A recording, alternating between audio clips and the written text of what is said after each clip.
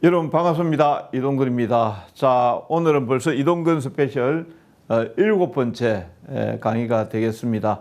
오늘은 매도에 대한 이야기를 조금 할까 합니다. 매도 필살기 이렇게 해놨는데 대단히 중요합니다. 뭐 매수는 돈 있으면 매수하면 되죠. 근데 이제 매도는 어떻습니까? 수익을 내든 손실을 내든 여러분들 결정이 나와야 되는데 이게 참 어렵습니다. 최고로 어려운 게 매도가 아닌가 이렇게 생각을 하는데 오늘 이 부분에 대해서 말씀드리는데 매도는 첫 번째는 이보 전진을 위한 일보 후퇴다라고 보시면 되겠습니다. 매도를 그냥 뭐 손절매한다, 뭐 조금 이익 보고 빠진다 이렇게 생각하지 마시고 이보 전진을 위한 큰 어떤 발자국을 남기는 거다 이렇게 보시면 되겠고요. 여기에서 이제 우리가 매도를 해야 될 부분들 10개 정도만 좀 기억하시면은 여러분들이 아마 크게 실수는 하지 않을 것 같다라는 것에 대해서 말씀을 드리고 마지막으로 요약을 해드리겠습니다. 그리고 먼저 잠시 강의 본강의 들어가기 전에 이벤트 안내를 좀 말씀드리면은요. 여러분들이 그 하단에 보시면 강의 자료 신청하기가 있을 겁니다. 신청하시면 다음 주 유망 종목을 알려드리겠습니다. 자세한 내용은 샵 8338 번으로 이동근 보내주시면 되겠습니다. 그러면은 매도를 하기 위해서는 일단은 여러분들 이렇게 그 본인 성향에 맞는 투자 방법을 설정해야 된다.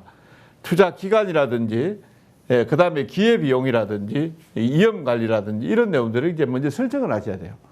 왜 갑자기 뜬금없이 이런 얘기를 말씀을 드리냐 하면은요. 예를 들어서 주식 투자라는 게 여유 자금을 가지고 하면은 적절하게 여러분들이 즐기시면서 투자를 하실 수가 있어요. 그런데 이제 여유 자금이 아니고 차입 자금이라든지 절박한 어떤 자금들 이런 내용들을 가지고 왔다라고 하면은 상당히 힘들어요. 위험 관리도 적절하게 하지도 못할 분들은 오히려 공포와 탐욕에 휘둘리게 되거든요. 그렇기 때문에 어떻게 보면은 투자 기간 설정, 기회비용, 위험관리 이런 내용들을 먼저 설정을 하셔야 사실은 매도가 좀 쉽다라는 점도 말씀을 드리고 손절매를 한다라는 거는 실패라고 생각하시면 절대로 안 됩니다. 이 손절매를 잘 하시는 분들이 사실 주식 구단이에요. 주식 구단, 뭐 밥 먹듯이 매일매일 손절매 하시라는 게 아니고 꼭 해야 될 자리에서는 해야 된다라는 거. 요거를 이제 여러분들에게 한번 말씀을 드리겠고요. 우리 주식 격언 중에 이런 내용들이 있습니다. 바닥 100일, 천장 3일. 요 격언은 뭐냐면은 주가라는 게 참 어려운 게 인내와 어떤 기다림의 연속이다 이렇게 보시면 돼요. 주가가 시세가 나오기까지는 정말로 한 바닥 100일 정도 빡빡빡 바닥을 기다가 시세가 나올 때는 천장 3일, 한 3일 정도 만에 시세가 또 나오는 게 주식시장이기도 합니다. 그러니까 연간 기준에서 보면 상승 기간보다 횡보나 하락 기간이 훨씬 더 긴 게 이 주식시장이다. 이렇게 보시면 되겠고요. 그리고 또 여기에 주가가 상승할 때는 에스컬레이터, 내지는 우리가 계단을 걸어 올라간다. 이렇게 보시면 돼요. 상승할 때는. 정말로 뭐 42.195를 걸어가는 것처럼 이렇게 가는데 하락할 때는 어떻게 가느냐. 그냥 초고속 엘리베이터를 타고 내려오는 그걸 연상하시면 되겠습니다. 그러니까 여기에서 이제 타이밍을 적절하게 잘 잡아야 된다. 통상 연간 지수만 가지고 보더라도 1년 기준에서 한 3, 4개월 수준 정도, 3, 4개월 정도 뭐 올라가고 나머지는 거의 뭐 횡보 내지 떨어진다 이렇게 보시면 되겠는데 잠시 그림 한번 보도록 하죠. 요게 여기 1989년도네요. 89년도부터 해서 지금 현재까지 되어 있습니다. 그럼 요거는 뭐냐면 횡보, 시커멓게 되어 있는 거는 횡보예요. 주가가 박스에서 벗어나지 못했을 때. 그 다음에 상승, 박스 벗어났을 때, 불과 뭐 한 2년, 2005, 2006, 2007 금융위기 오기 전에 주식시장이 급등이 나왔었죠. 그리고 나서 금융위기 나오면서 1년 만에 그냥 그대로 한 3년 동안 올랐던 거 1년 만에 다 그대로 원상복구되어 버렸죠. 그러고 나서 급반등이 나와서 한 5, 6년 정도 횡보를 하다가 요게 2017년도 1년 올랐다가 2018, 19 코로나 터지기 전까지 2년 정도 하락세를 보였습니다. 그러다 코로나 터지면서 2020년, 1년 또 초반까지 약 1년 가까이 빠르게 올라가다 지금 현재까지 계속해서 눌리고 있습니다. 그러니까 이제 지수를 여러분들이 가지고, 우리 지수를 가지고 보시면 거의 횡보 내지 하락 기간이 많았습니다. 예, 그렇기 때문에 어떻게 보면 여러분들 기회가 왔을 때 또 이익을 적절하게 챙기는 것도 대단히 중요하다. 여기에 이익을 챙기는 것은 대단히 중요한데, 손실을 인식을 하고 그 추가 손실을 추가 손실을 입지 않기 위해서 여러분들이 노력하는 것도 더 중요하다. 오늘은 이제 그 부분에 대해서 말씀을 드리겠습니다. 그리고 여기 이제 아까 이제 1년 동안, 21년도예요. 21년 1월 달부터 지금까지 현재까지 지금 여러분들이 보시면 이게 지금 4월 달까지인데 2022년 4월 달 보시면은 거의 뭐 여기에서 고점 찍고 계속해서 지금 쭉쭉쭉 내려오고 있는 이런 과정들이죠. 예, 그만큼 뭐 시장 자체가 올라갈 때는 뭐 잠시고 떨어질 때는 계속해서 하락세를 보이고 있으니까 매도에 대한 내용들, 이런 내용들을 여러분들이 잘 하셔야 된다라는 겁니다. 자, 매도 시점명 10개 정도만 여러분들이 좀 기억을 하시기 바랍니다. 앞에도 제가 말씀드렸다시피 위험 관리를 잘 하지 못하면 의도치 않게 여러분들이 단기로 들어갔다가 장기 투자를 하게 됩니다. 또 효율적인 어떤 투자 활동 이런 내용들을 못하게 되죠. 물론 이제 뭐 제가 말씀드린 게 짧게 끊어치면서 단기 매매 단타를 하라는 게 아니에요.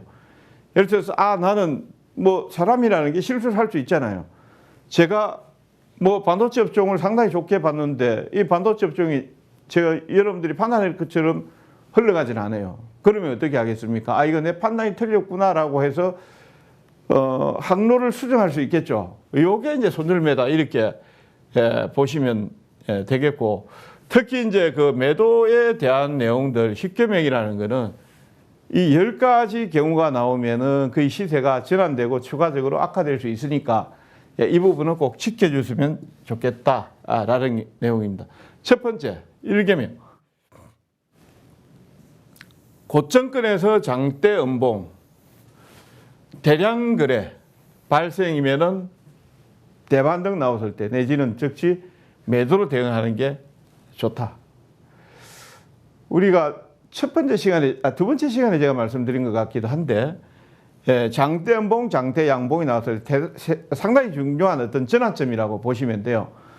장대 양봉이 저점권에서 나오거나 고점권에서 나오면, 저점권에서 나오면은 윗단, 고점권에서 나오면 아랫단이라고 했죠. 장대 음봉 마찬가지예요. 역으로 고점권에서 음봉이 나오면은 저점으로 내려가고, 저점에서 음봉이 나오면 일시적으로 투매 이후에 반등이 나온다 이렇게 보시면 되는데, 여기에서 말씀드린 고점권에서 장대 음봉 대량 거래가 발생을 하면 하방 압력이 강하기 때문에 주가가 추가적으로 더 떨어질 가능성이 있다.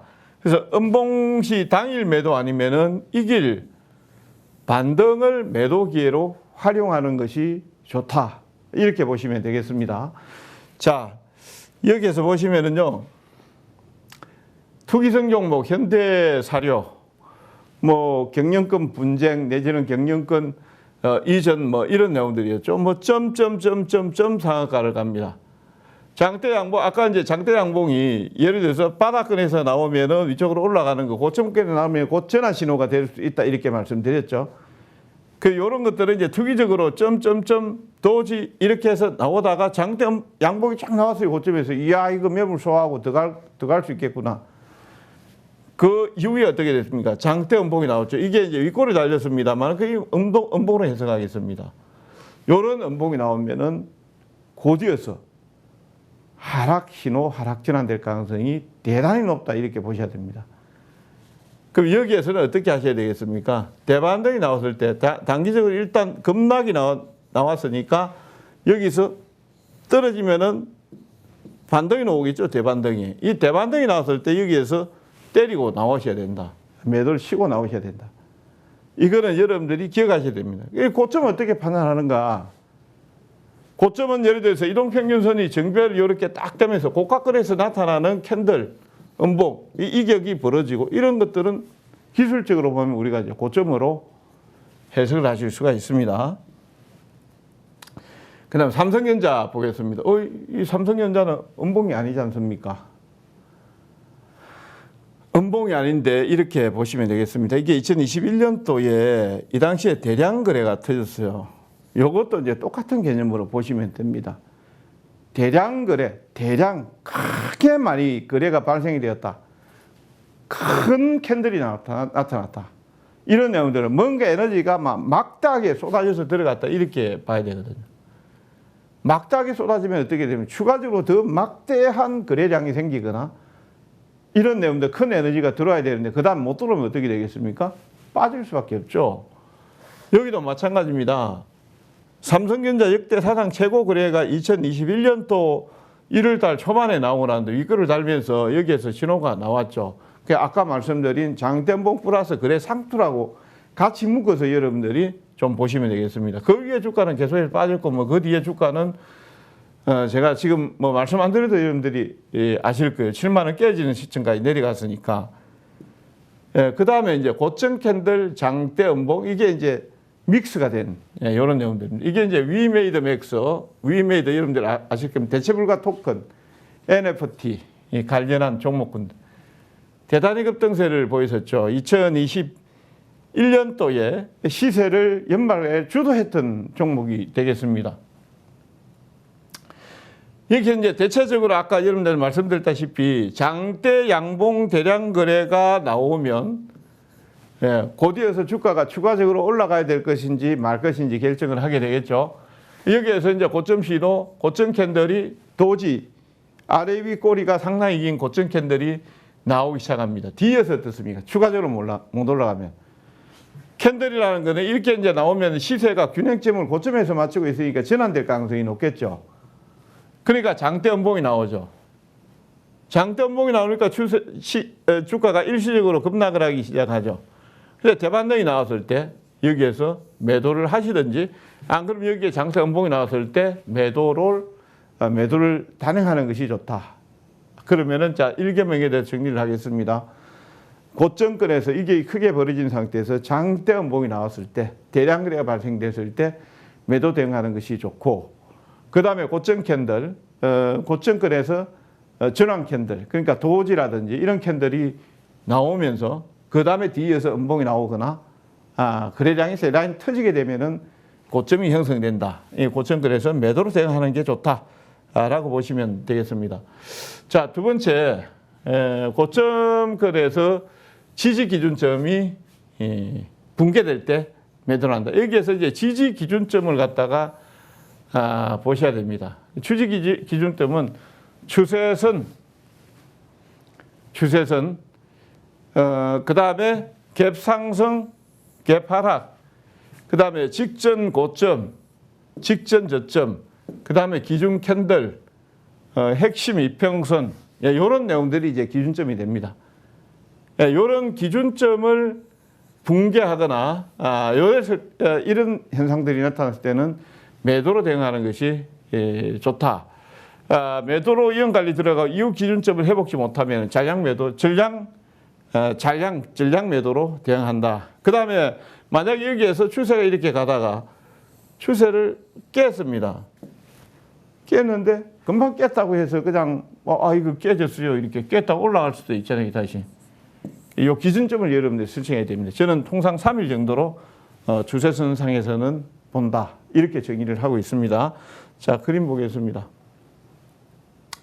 자, 삼성전자 대표 종목이니까 계속 예를 듭니다. 여기가 이제 아까 이제 거래 상투가 나왔던 자리였죠. 여기가 역대 최고 거래가 나왔습니다. 그러고 나서 주가는 계속해서 횡보를 하다가 여기 7만 8천 원 선 정도가 됩니다. 7만 8천 원 선. 7만 8천 원 선 정도에서 지지가 되다가 여기에 일순 작년도 8월 달에 올라왔다. 여기에 이제 2021년도 어떤 내용들이 있었냐면은 주가가 타고 올라가다가 모건 스탠리에서 반도체 겨울이 온다라는 얘기를 했을 때요. 그러면서 여기를 붕괴를 하면서 그냥 그대로 깨고 내려갔죠.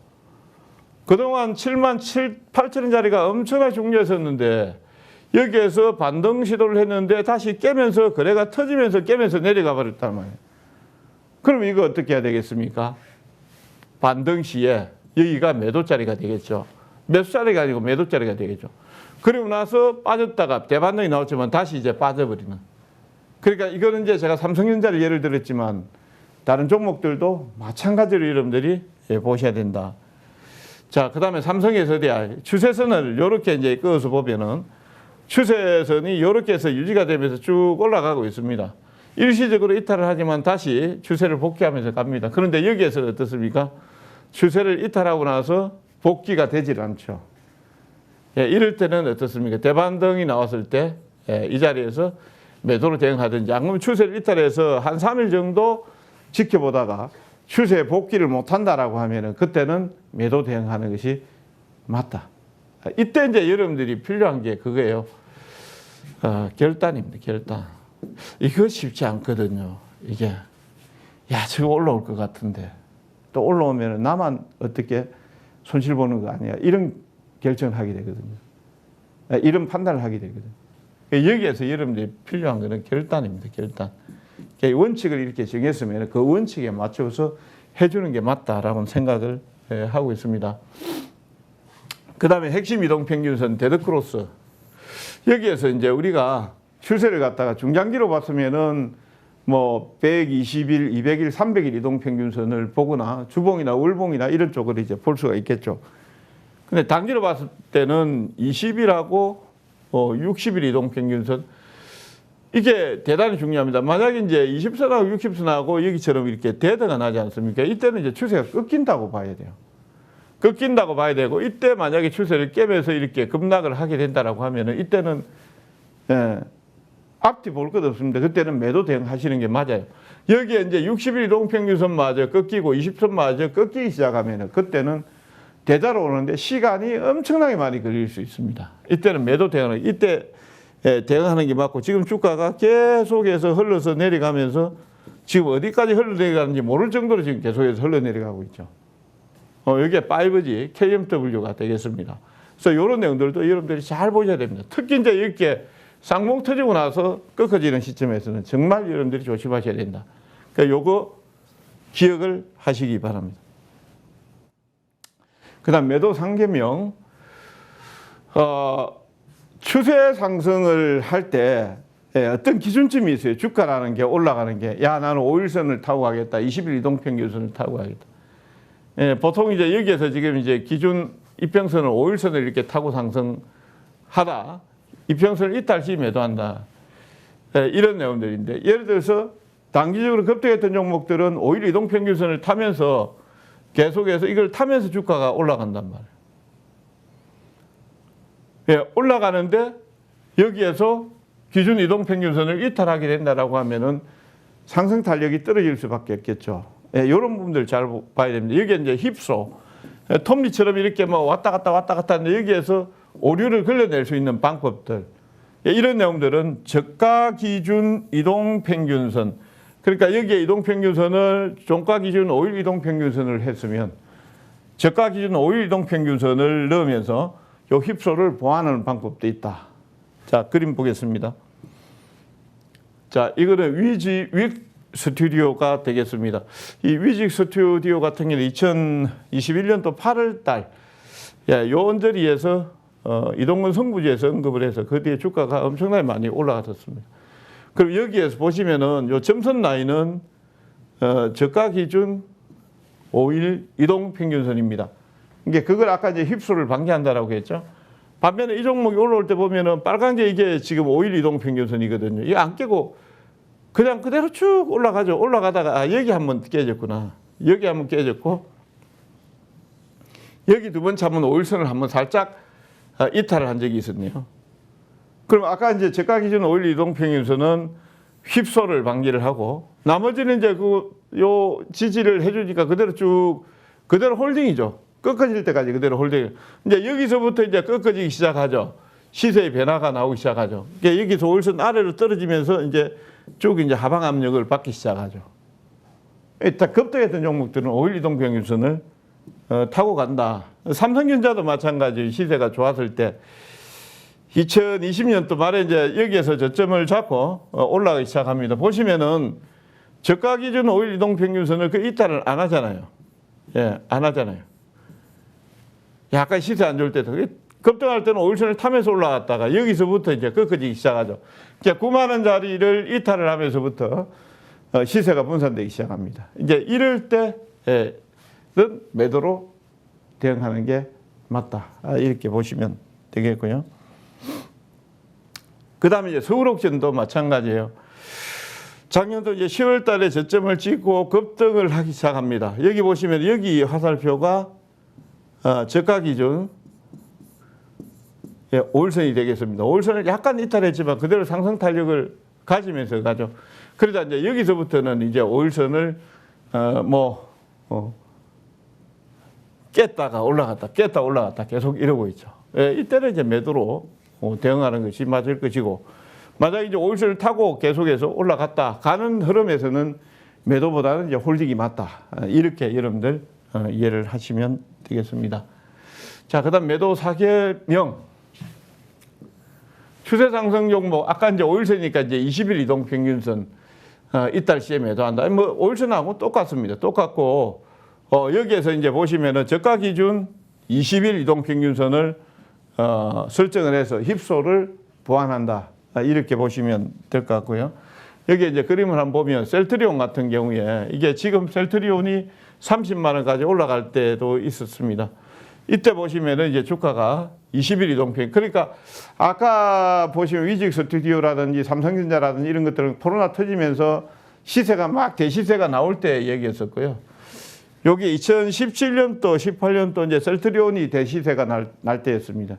이때는 이제 바이오주들이 상당히 강세를 보였었는데, 그때는 뭐 지금처럼 그렇게 뭐 위직 스튜디오나 이런 것처럼 급등이 나올 때 막 가파르게 올라갈 때가 아니었고, 점진적으로 올라가다 보니까 이 20일 이동 평균선을 타면서 올라갔습니다. 그러니까 만약에 여러분들의 종목이 상승 기류를 타고 있다라고 하면은 이동 평균선 중에서 어떤 것을 저점을 해서 계속해서 올라가고 있는지 보시고, 그 저점을 지지해서 올라가고 있다라고 하면은 그대로 홀딩을 해야 시세를, 예를 들어서 여기가 10만 원짜리입니다.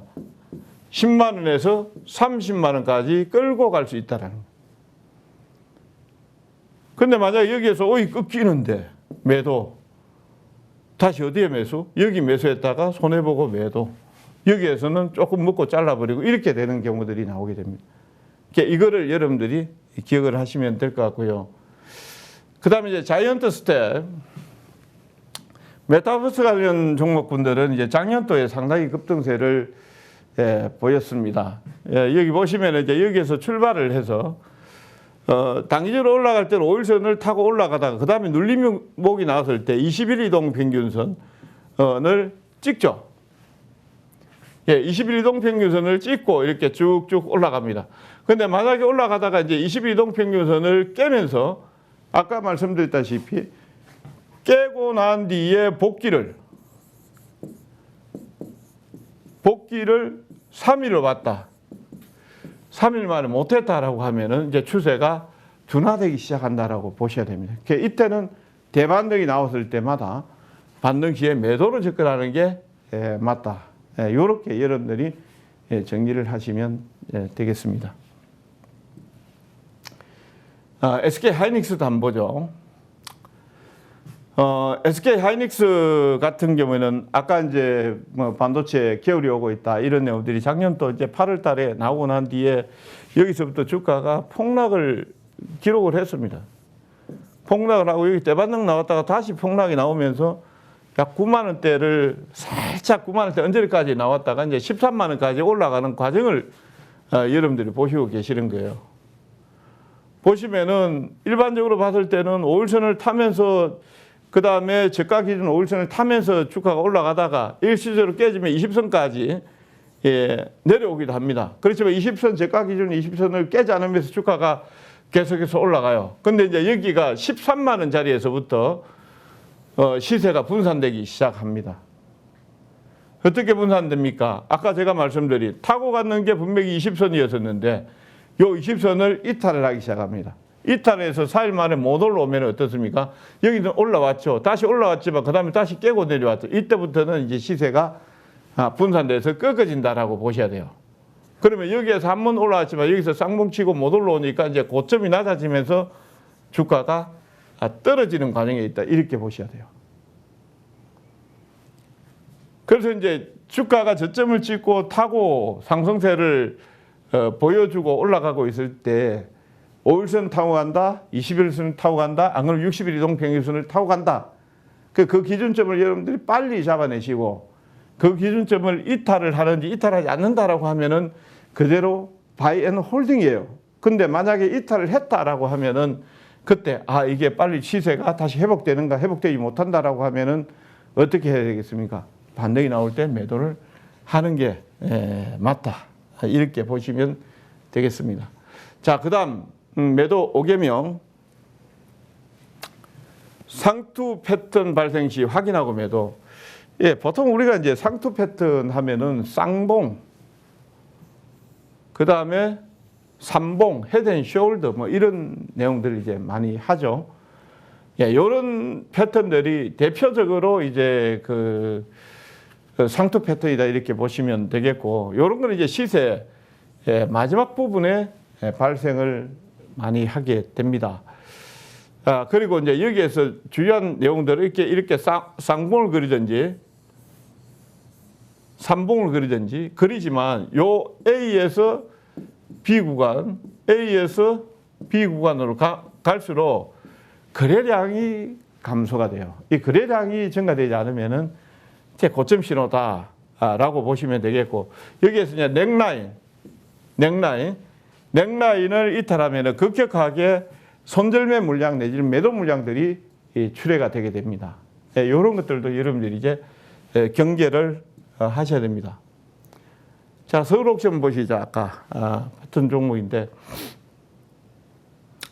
여기에서 보시면은 정확하게 이제 여기에서 장대음봉, 장대양봉, 그 다음에 음봉 윗골이 달리고, 그 다음에 양봉 윗골이 달리고 음봉 나오면서 쌍봉을 쳤죠.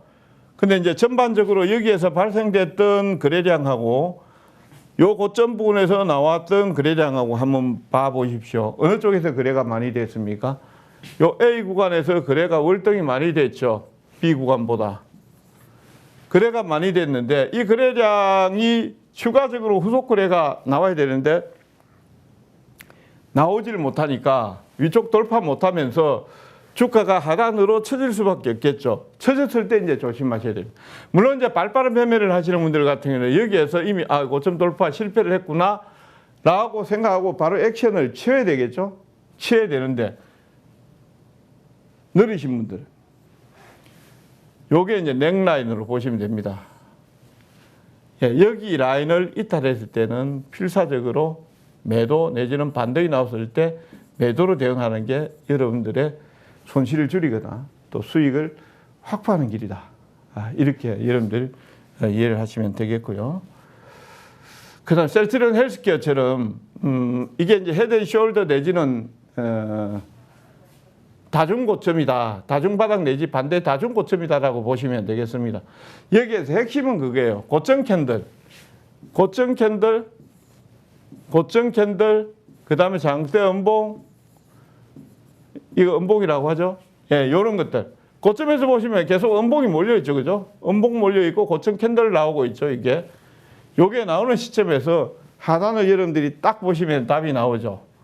거래량이 늘질 않습니다. 거래량이 줄고 있습니다. 계속. 줄고 있다라는 거는 추가적으로 여기에서 음봉거래도 파는 거래인데, 저 파는 분들을 압도를 해서 위쪽으로 주가를 치면서 올라가줘야 되는데 거래량이 붙어야 올라가죠.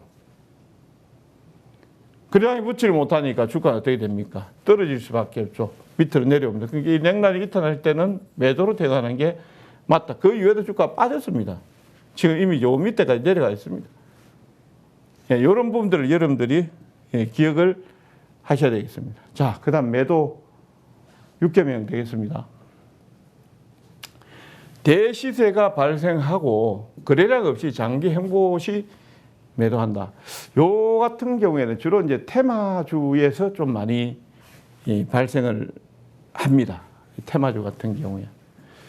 이게 이제 대시세가 발생한다라는 말은 이 시세가 올라가면서 대량 거래가 막 터지고 요 고점권에서 활발히 세력들은 개인들한테 물량을 주면서 빠져나가 버리니까 거래가 붙지 않는 거죠.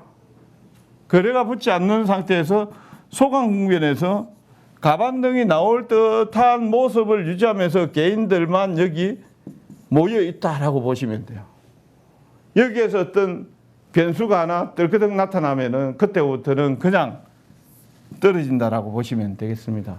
이게 이제 우리가 보통 그 동물의 왕국 보면은 아프리카 케냐 초원에 누떼가 그 강을 건너려고 이렇게 한 100만 마리, 뭐 50만 마리가 모여 있습니다.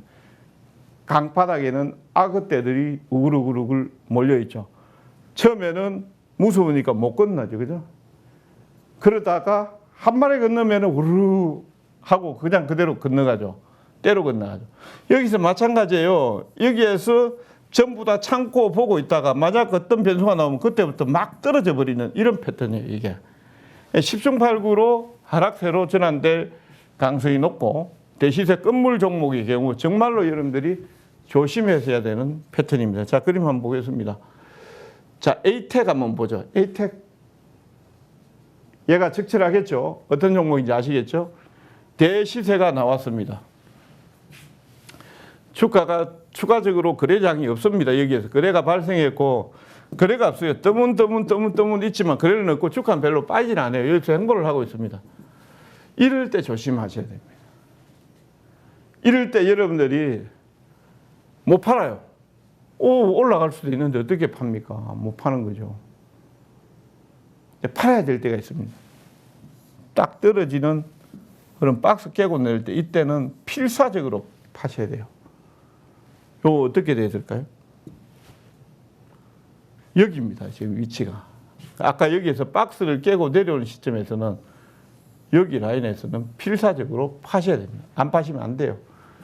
그러다가 대반등 나왔을 때 못 팔면은 그 다음에 더 깊은 하락이 나오죠. 그럼 여기에서는 회생 불가예요. 그러다가 또 반등 나온 줄 하다 더 빠져버리죠. 전혀 안 되는 거죠. 지금 4만 원 정도가 지금 현재 13,000원 정도니까 다음 돌아올 때까지 기다리려고 하면 엄청난 시간이 필요한 부분들이 되겠죠. 자, 그 다음 한번 예를 또 보겠습니다. 금호석유입니다. 요 금호석유 같은 경우는 코로나 터지면서 라텍스라든지 이런 내용들을 해서 코로나 수혜주로 부각이 되면 상당히 급등세를 보였습니다. 자, 여기서 저점권에서 올라왔을 때는 주가가 힘차게 올라왔습니다. 이제 고점권에서 쌍봉을 쳤어요. 쌍봉을 치고 주가가 더 가지를 못합니다. 반대되는 모습이죠. 여기서는 올라왔고 여기서는 어떻게 될까?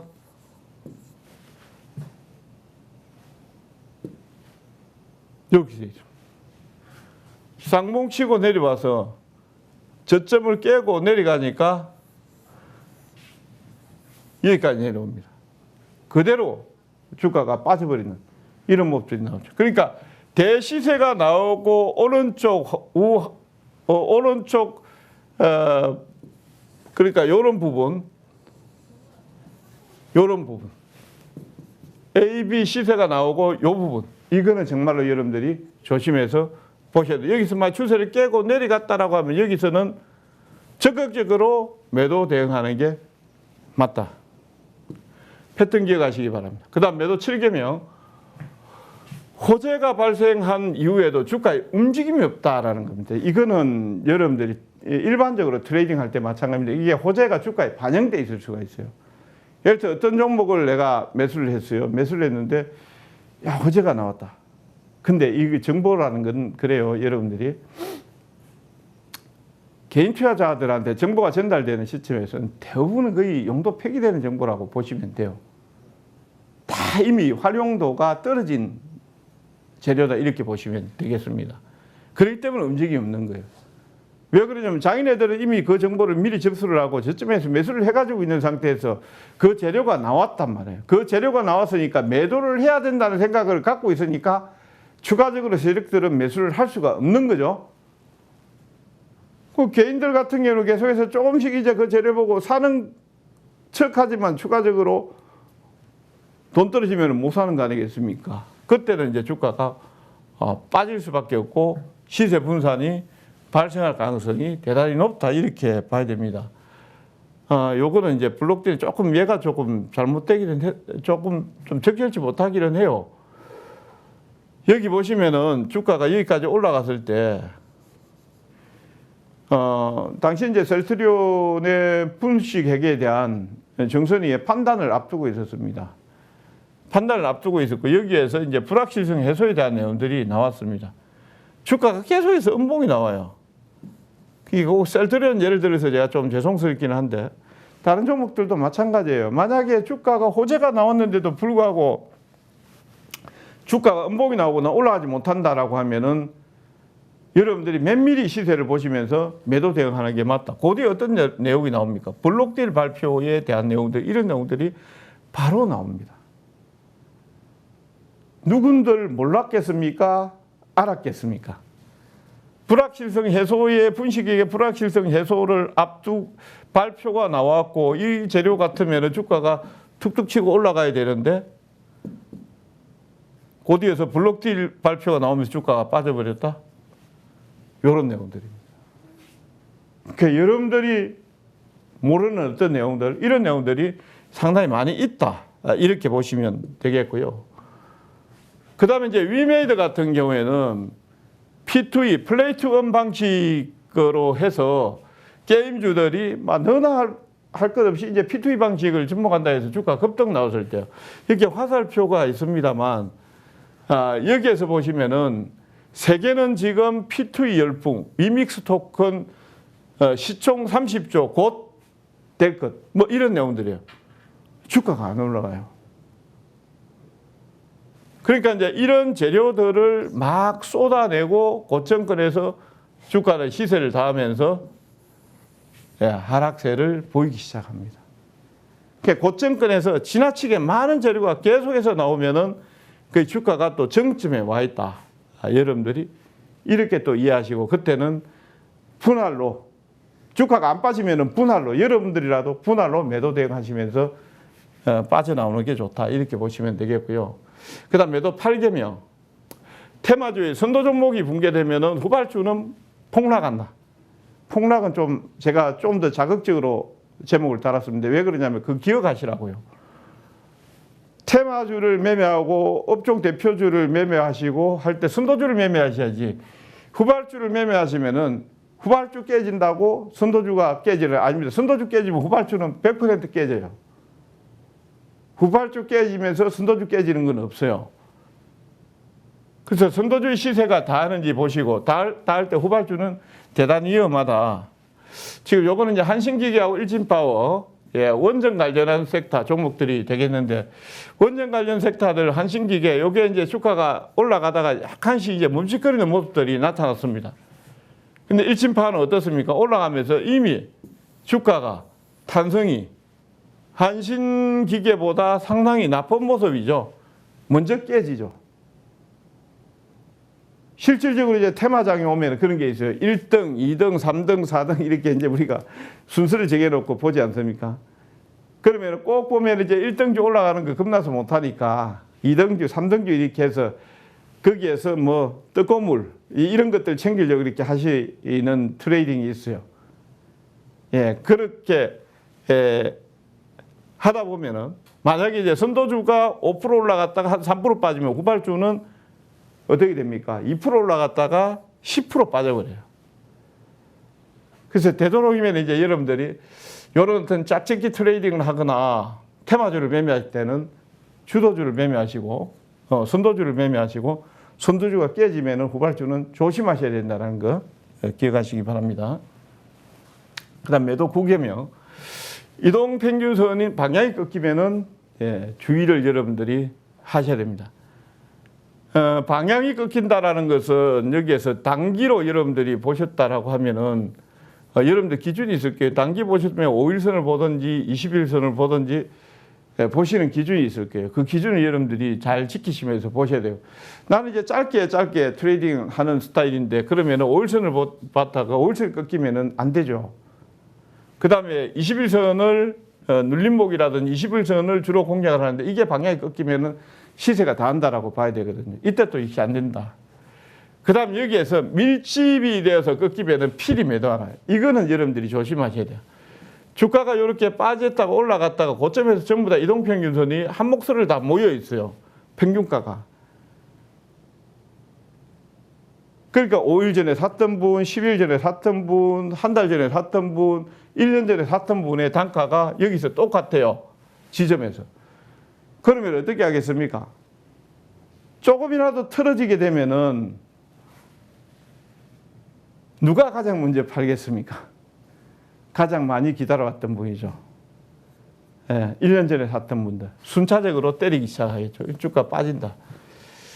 예, 그렇게 보시면 되겠습니다. 그림 한번 보겠습니다. 대한유화는 이게 제가 여러분들한테 패턴 중에서 가장 여러분들한테 중장기 종목이라든지 어떤 추세 매매를 어떻게 하는지 잘 보여주는 패턴이다라고 말씀을 드립니다. 여기 보시면은 중장기 이동평균선, 뭐 단기 21선, 61선, 120, 200, 300이 밀집이 되어 있습니다. 밀집이 되어 있으니까 여기서 주가가 치고 올라가죠. 그러다가 이제 순차적으로 깨기 시작해요. 20선이 60선 깨고, 그 다음 60선이 120선 깨고, 120선이 200선 깨고, 200선이 300선 깨고, 이렇게 이제 깹니다. 순차적으로 깨면서 점진적으로 주가는 계속해서 내려갑니다. 그러면 이제 여러분들이 이제 단기적으로 봤으면 여기 60선을 타고 올라갔는데 60선을 이탈할 시점, 여기에서는 필사적으로 매도로 대응하셔야 여러분들이 이걸 챙길 수 있다. 이렇게 보는 것이죠.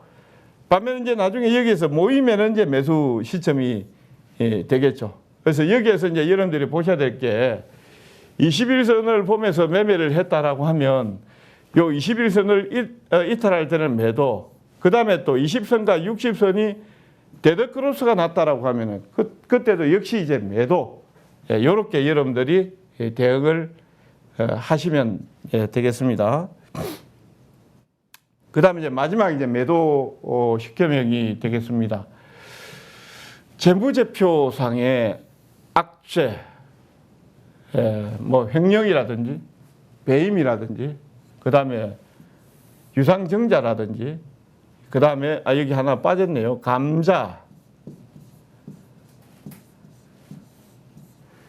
그 다음에 실적 악화, 물적 분할, 이런 내용들이 발생을 하면 이때는 지체 없이 매도하는 것이 저는 좋다라는 생각이에요. 특히 이제 횡령이라든지 배임이라든지 이런 내용들의 규모에 따라서는 상장 폐지의 요건이 될 수도 있습니다. 그다음 유상증자라는 거는 또 다를 경우가 있어요. 삼자배정 유상증자 같은 경우는 대체적으로 주가 좀 올라가는 편입니다. 개별 종목들 같은 경우. 왜 그런지 여러분들한테 돈을 요구를 하는 게 아니고 다른 분들이 돈을 투자를 하는 거기 때문에 올라갈 수 있어요. 반면에 이제 주주배정 유상증자는 여러분들한테 자본을 요구하는 것이고, 일반 공모 유상증자는 뭐 주주뿐만 아니고 전체 투자자들한테 요구하는 것이고, 여기에 이제 CB 전환사채라든지 BW 신주 인수권부사채 이런 것들도 뭐 같은 개념으로 보시면 될 것 같고, 감자는 이제 재무구조상으로 해서 자본 손실, 자본 잠식이 발생됐을 때 그 재무구조를 클린화하기 위해서 자산을 상각하는 게 되겠습니다. 여러분들이 투자를 했던 자본을 갖다가 그러니까 멸실처리를 하면서 오히려 이제 클린화하지만은 여러분들이 만약에 이게 1,000만 원 투자했는데 뭐 감자를 갖다가 했다. 뭐 5대리 감자를 했다. 뭐 10대리 감자를 했다. 50대리 감자를 했다라고 하면 그만큼 이제 자본이 축소된다. 여러분들의 돈이 사라진다. 이렇게 보시면 돼요. 그렇기 때문에 이것도 좋은 게 아니다. 그 다음 이제 실적 악화라든지 이런 내용들은 이제 물론 이제 규모에 따라 달라지죠. 뭐 예를 들어서 정권사 예상치 대비해서 뭐 10% 하회다. 뭐 이런 것들은 뭐 나올 수 있는 내용들이고, 반면에 갑자기 큰 폭의 대규모 적자가 나왔다라든지 어닝 쇼크가 갑자기 나왔다든지 이렇게 되면 이제 당분간은 악재에 시달릴 가능성이 있죠. 그렇기 때문에 매도하는 것이고, 그 다음에 이제 물적 분할하고 인적 분할이, 인적 분할은 대체적으로 주가가 올라갑니다만 물적 분할 같은 경우에는 주주들한테 이익이 돌아가는 게 아니고 어떻게 보면은 그 대주주 내지는 그 기업으로 이익이 기속되는 경우들이 있기 때문에 우리가 뭐 보시면 물적 분할하는 기업들 LG화학, LG 에너지솔루션 보시면 되겠죠. LG 에너지솔루션이 떨어져 나간데 LG화학 쪽에서는 이제 어떻게 보면은 이산지 쪽 빠져나가면서 껍데기만 남았다 이런 내용들이 나오죠. 그럼 주가 빠져버리잖아요. 그래서 이런 내용들이 발생하면은 그때는 지체 없이 매도를 한다. 그리고 이제 주가가 고점까지면 역시 지체 없이 매도한다. 이렇게 보시면 되겠는데요. 여기 이게 이제 무상감자에 대한 내용들이 두산인프라코어가 되겠습니다. 두산인프라코어가 이제 현대중공업에 이제 인수가 되면서 이게 주가가 여기에서 이제 감자를 발표합니다. 두산인프라코어 8천억 유정 결정, 그 다음에 감자, 이런 내용들이 나옵니다. 그러니까 액면가 5천 원을 1,000원으로 무상감자를 한다. 이게 말이 그렇지 무상감자 한다라는 말은 뭐냐면은 5천 원짜리를 갖다 1,000원으로 만드는 거예요. 4천 원은 날아가는 거죠. 그러니까 이제 손실 났던 부분들을 이제 자본 투자를 안 한 것처럼 만들어 버리면서 1,000원으로 이렇게 자본을 만드는 거예요. 이게 재무구조상으로는 클리너가 되는데 실질적으로 주주분들의 투자는 이미 허공으로 날아간 뒤죠. 예, 그러면은 여기에서 다시 이제 1,000원, 4,000원 정도 상각을 했으니까 그만큼 또 자본을 또 조달을 해야 되잖아요. 그럼 여러분들의 자본은 이미 빠져서 손실 처리가 돼버리고 새로운 자금들이 들어오니까 주가가 희석되니까 빠질 수밖에 없는 거예요. 그러니까 이게 발표를 하면서 주가 급락 나오는데 일시적으로 이게 뭐 한다고 해서 올라갈 리가 없죠. 이거 같은 경우에 여러분들 돈이 아니고 설령 올라간다 하더라도 다른 뭐 출자 전환이나 내지는 다른 자금들이 들어오기 때문에 여러분들 돈이 아니다만 그 주가는 빠질 수밖에 없다라고 보시면 됩니다. 그러니까 여기에서 빠지고 자본 유상증자에 대한 내용들이 들어와서 다시 기업이 안정화될 때까지 상당한 회복 기간이 필요합니다. 그런데 이런 것들이 발생이 되었을 때는 적극적으로 매도로 대응하는 게 낫다. 이렇게 보시면 되겠고, 특히 이제 요거는 이제 대기업 정도니까 이 정도지. 만약 이제 중소기업이라든지 그런 기업들 같은 경우에는 뭐 5대1 감자라든지 뭐 3대1 감자, 내지 10대1 감자 뭐 이런 내용들이 나오면 주가가 상당히 장기간 동안 회복하기 힘든 그런 분들도 많다. 그 다음에 이제 쌍용차에 대한 내용들이 상당히 지금 말이 많습니다. 에디슨 EV가 처음에 인수를 한다고 했다가 좀 그 인수자금을 조달하지 못하면서 또 탈락을 하게 되고 또 쌍방울, 광림, 그 다음에 KG 케미칼 뭐 여러 기업들이 지금 인수하겠다고 이렇게 나오고 있는데 예를 들어서 이제 이런 인수무산이라든지 이런 내용들이 딱 나오면은 그때부터는 이미 주가가 반영되었던 부분들이 빠져나간다고 이렇게 봐야 되거든요. 이 에디슨 EV 같은 경우도 여기 보시면은 물론 이제 인수불발이 되고 나서 지금 감사보고서를 제출을 하지를 못했죠. 감사보고서 의견 거절이 나왔었죠. 의견 거절이 나왔습니다. 의견 거절이 나오면서 주가가 거래 정지돼 버리는 이런 이제 내용들이 되게 되는데, 만약에 이제 이런 내용들이 뭐 의견 거절이나 이런 내용들이 나오지 않는다 손 치더라도 인수를 했던 어떤 이벤트가 있었던 기업이 그 이벤트를 적절하게 그러니까 반영을 하지 못했다. 그러니까 그 어떤 인수의 어떤 의도, 기업의 의도대로 가지 못했다라고 하면은 그때는 여러분들이 뒤돌아볼 필요는 없다. 바로 빠져나오셔야 된다. 이렇게 여러분들이 보시면 되겠습니다. 뭐 여기 앞에서 이제 제가 뭐 말씀드린 요 부분에 대해서 다시 한 번 더 말씀을 드리면은 가장 조금 위험한 게 횡령이라든지 배임이라든지 그리고 감자 이런 내용들은 여러분들이 즉각적으로 반응하셔야 돼요. 반영하셔야 되고 유상증자라든지 이런 내용들, 그 다음에 실적 악화, 물적 분할 뭐 이런 내용들 비교적 이제 앞에 있는 내용들보다는 조금 그래도 악재의 어떤 빈도수 이런 내용들이 좀 약하다라고 보시면 되겠고, 그래도 이제 이런 내용들을 여러분들이 이제 보시면은 대체적으로 이제 트레이딩을 하다 보면은 감자라든지 이런 내용들이 나오기 전에는 이미 재무구조가 어느 정도 이제 우리가 이해를 하죠. 재무구조가 좋지 않은 기업들 같은 경우에는 자본을 조달할 어떤 우려가 있다라고 이렇게 보실 수 있습니다. 이제 그런 기업들은 여러분들이 일부러 좀 피하시는 게 좋다라는 점도 말씀을 드리겠습니다. 자, 그러면 요약해서 말씀드리겠습니다. 매도는 매수보다 어렵다. 여기에서 여러분들이 필요한 것은 결단이다. 결단이 있어요. 이 기준이 있어야 됩니다. 이 기준을 설정하시고 여러분들이 보셔야 되고, 매도는 기술이 아니라 예술이다. 예술이라고 제가 표현을 했습니다. 매수는 기술이에요. 매수는 기술인데 매도는 진짜 예술입니다. 저도 지금 여기 여러분들한테 이게 강의를 하지만은 정말 어려운 게 매도다. 근데 거기에서 매도를 할 때 제가 가장 못한 게 어떤 내용들을 못하냐면요. 여러분들한테 말씀드린 결단이나 원칙이 있죠.